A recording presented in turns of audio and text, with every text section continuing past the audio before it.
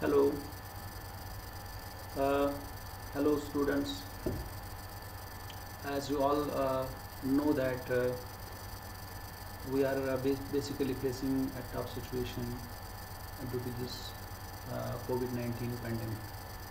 And you know, it is being said that every eventuality basically influences and affects every state of mind, but along with that, it takes into account so many opportunities, so many ways whereby we can proceed, we can develop ourselves. So, keeping this thing in mind, that we as teachers, torch bearers of and the guardians of the students. I personally managed time to compile the course material for all of you and the areas that I am teaching in the department. Uh, Today I am going to start the online classes on YouTube so that it will be much more beneficial to you all students for whom you people are more dearer to me. Let us begin uh, the presentations and the online classes with the very important topic, that is the citation analysis. You know, citations, they are very important in the current times because uh, research, although the publication itself is very important, but in the current times, the impact, the quality, and the applicability of the research is directly measured in terms of the citations that the research is basically attaining or acquiring during the course of time. Because there are so many indicators whereby we can determine the impact of research, but the citations, as they infer the direct applicability and impact of the research. So that is why much more research is focused on the citations, citation counts, citation analysis, so that the proper inferences can be derived or determined to get a real picture of the research. We as library science professionals who are continuously in the tracking of the relevant and pertinent content to be subscribed and purchased for a particular library, it becomes very imperative for all of us to learn how different methods of citation analysis can be used to purchase and subscribe the content in the overall information society, information resources which are widely available. So in those contexts as well, these citations are very important. So let us discuss the topic very briefly so that you can have an idea, and then later on you can have the interaction in terms of giving your feedback, in terms of giving your suggestions, in terms of the different platforms that I have provided to you in the form of Google Classroom, in the form of email, in the form of WhatsApp group, in the form of also by creating the channel in the YouTube, so that we can have a wider interaction among ourselves. Uh, Basically, it is created and crafted in such a manner that I have these learning objectives in mind, which I think I can we will be in a position to fulfill. You people will be able to understand after completing my lecture that different perspectives of citation analysis. What are the different reasons that the people or the authors or different agencies are giving for the citations. You will be having an expertise after going through the lecture about the citation data, what is the data all about, and then definitely the functions and limitations of the citation analysis. You know a little bit why we are talking of citations. although these are some of the important things that I think these are important, but there are so many other different kinds of these parameters and factors which are responsible for the citations. You know, as we human beings, we always like the credit and acknowledgement. If, say for example, a researcher is producing so much of research, and definitely in his or her mind, anytime he or she may think or thinks that his or her work should be credited, should be acknowledged, because that acknowledgement and the credit basically gives the psychological boosting that the authors or the human beings as such would like to be. And that is why citations are very important, because the credit and acknowledgement for the authors matters a lot. Then a broader difference which is there between the fictitious and the non-fictitious material is in terms of the citations.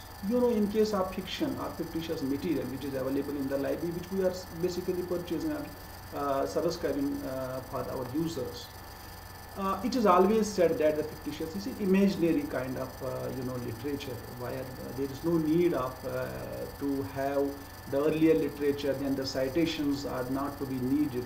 This is what all about the imagination, ideas that are being crafted by the authors. Then on the other hand, we have the non-fictitious material, the literature which is fully dependent on the earlier existing stock of the knowledge. And when we are comparing the two, it is non-fictitious material which is much in volume and which is much more applicable in the society. Then again, we talk of the citations here in non-fictitious material. And then the weightage of citations, as a teacher, as a supervisor, it is being said that the weightage of the citations are the references which we are using in any research work. It can be research article, it can be thesis, dissertation, it can be any other research kind of work, where we always talk of the citations and their importance. A lump sum rule, although there are so many studies that are saying different values, but a lump sum rule which is being normally being used in the reference research avenues is that 30% of the weightage is given to the citations and the proper way of referencing them. And then, my dear students, you will be able to understand that 70% of the weightage is rest of the research work being given. So definitely 30% weightage is a much higher value. Then it increases the reliability and the credibility of the content. It is being said that more citations, more references, more authoritative, more reliable and more credible is the content. It means that the research as such, when it is being given the earlier references, earlier citations, in order to correlate, in order to explain the concept, in order to have some kind of relationship, the citations are very important in order to discuss, the kind of the relationships that are existing between the areas of knowledge. So it increases the reliability and credibility of the content. Then very important issue, definitely we will wish to discuss the plagiarism separately, but here citations are helping to avoid the plagiarism, because whenever you are crediting any kind of work, there is no any harm, there is no any issue that the authors may cite that the work has not been acknowledged. So definitely it helps to avoid the plagiarism. We will be discussing these, why we are talking of this citation in detail. A very basic kind of definition which you can have related to the citation analysis is the process whereby the impact or quality of a work, that is the cited work, is assessed by the counting of number of times other authors acknowledge it in their work.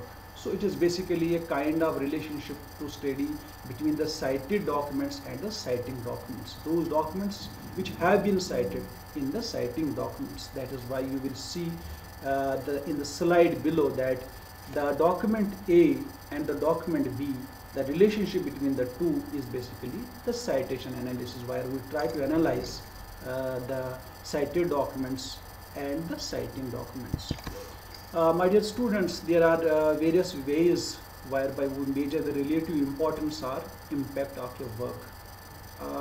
The citations are one of them, whereby we try to find the impact, we try to find the relative importance of a researcher, of an author, of an organization.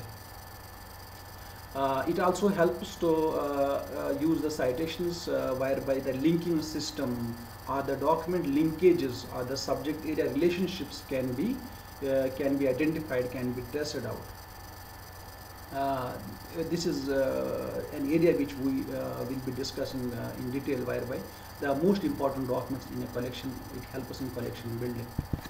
Then citation analysis involves counting the number of times an article is being cited. Multiple databases are finding it all possible cited references. The biggest advantage of the Scopus and Web of Science databases is basically the citation data, because they are the comprehensive databases currently available to get the data related to the citation counts. Then H indexes and the kind of tracking system that they have developed is really very useful. Then here we can talk of the history where the Eugene Garfield was basically the pioneer who basically used the social science index. You might be knowing science citation index, and the web of knowledge, or the different kinds of these indexes which are currently available through web of knowledge or web of science. They are basically the brainchild of Eugene Garfield. And they at that time, along with the Irving Sher in 1965, that they saw that there is a relationship between the Nobel Prize winners, those who are getting the Nobel Prizes in different subjects. Their publication is 5 times much more cited as compared to the other authors in the field. So definitely, when the authors and their research work is much more valuable, it is being cited much more. Why we are talking of the citation analysis? It is basically to establish the impact, to get to know the impact of a particular research work, to know more about the field or topic by identifying the seminal works. We can be in a position to identify the prolificity of an author. Not only the prolificity of the author, I will discuss that it is not the authors only, it is the research organizations. It is the subject as such, where we can try to identify with the help of citations the impact or quality of the researches in those organizations, in those disciplines. For promotions as well as the tenure purposes, citation analysis are also being used. It was a time when we learned that people used to focus on the number of publications, what is the quantification of the publications that are being produced. But now much more much more value is being given to the number of citations, how much authors have been cited. That is why we talk of the Google Scholar indexes, we talk of H indexes, we talk of G indexes, we talk of different other indicators which are helping. Definitely in case of the I remember that the impact factor, it is basically a data indicator using citation data, citation counts. We can also evaluate the research periodicals, as I was discussing, related to the impact factor. We can determine the usefulness of the documents in the library. We can try to find the active life cycle of the literature, so that we can weed out the unused documents on the shelves. We can find the impact of a scientist or an organization, so that there can be some kind of studies, some kind of policies which will be based on the citation counts. I have divided the whole, the citation analysis into 2 broader perspectives. One perspective which is related to the library science professionals who are working in the libraries. They use the citation analysis for the collection and the services. Once we in the department went for a tour, and in the tour, library was very important there, where they have been using the citation data in order to study the collection usage, in order to study the literature that is being produced by that is being used by the research scientists, and accordingly they used to try to get the the subscription. They used to purchase the literature accordingly. Then the second area of the citation analysis is very important tool which will be helping the bibliometricians and central metricians to analyze the research activity in order to infer the quality, in order to infer the impact of the research. In citation analysis, what we normally do, we talk of the authors which are being more cited. We talk of journals which are being more cited. We talk of the linkages between the citing and cited documents. We talk of the subject distributions, where how the ideas are being scattered, how a particular subject is distributed. We talk of the interdisciplinary and multidisciplinary nature of the subject, so that we can have the complete tracking of the flow of information in different areas of knowledge. And then we talk of the obsolescence study, where the obsoleteness of the information is being studied. Dear students, functions of citation analysis, there are much more applicabilities and functions and the importance of the citation analysis, but these are the important ones which we should take care of. Like the first one, type of the literature. Every kind of literature is not being cited in a manner in which other related literatures are cited. Some literature which is having much more applicability, which is research based, is being cited more, while as which is not research based, it is not cited more. Then user studies.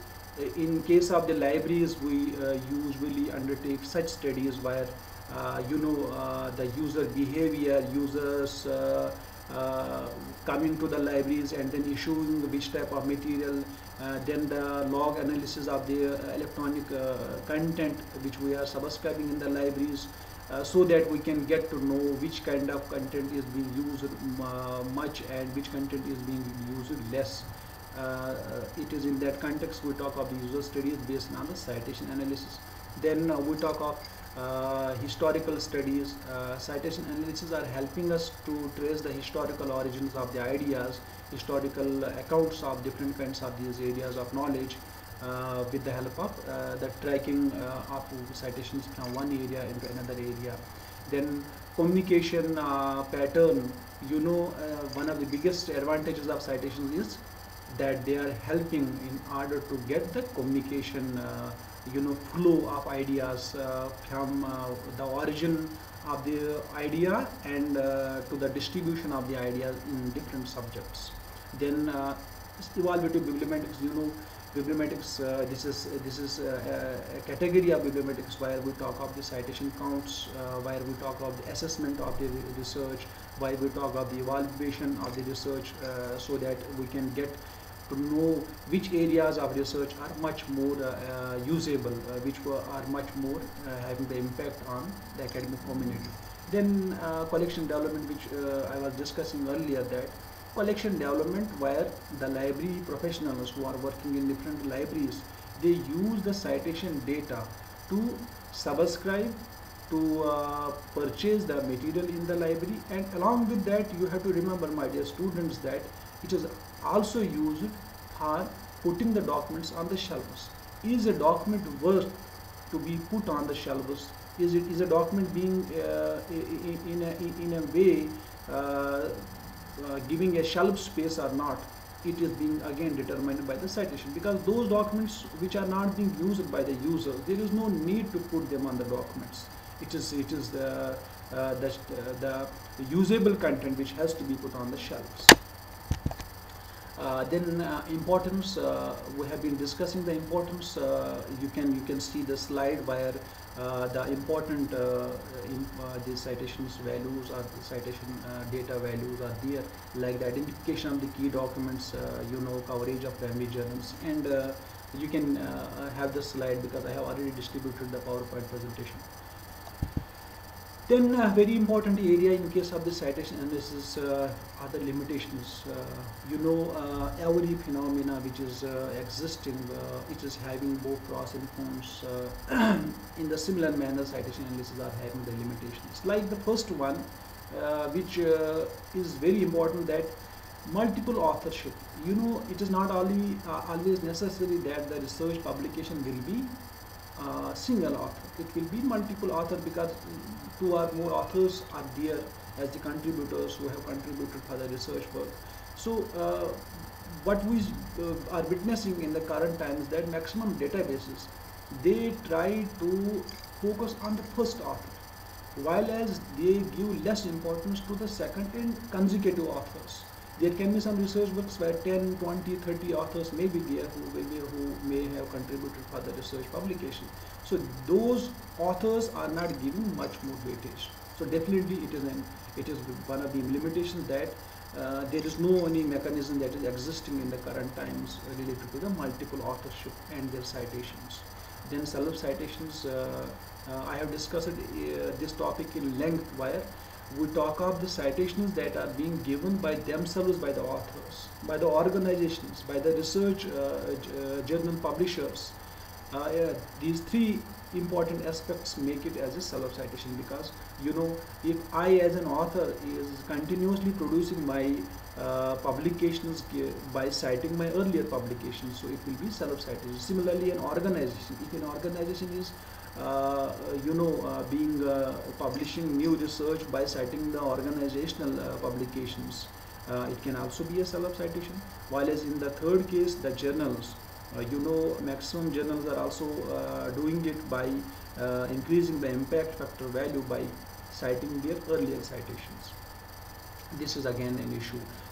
Then we talk of the which is related to the names of the authors. We know there are three components of the names of authors, where forename, middle name, and surname.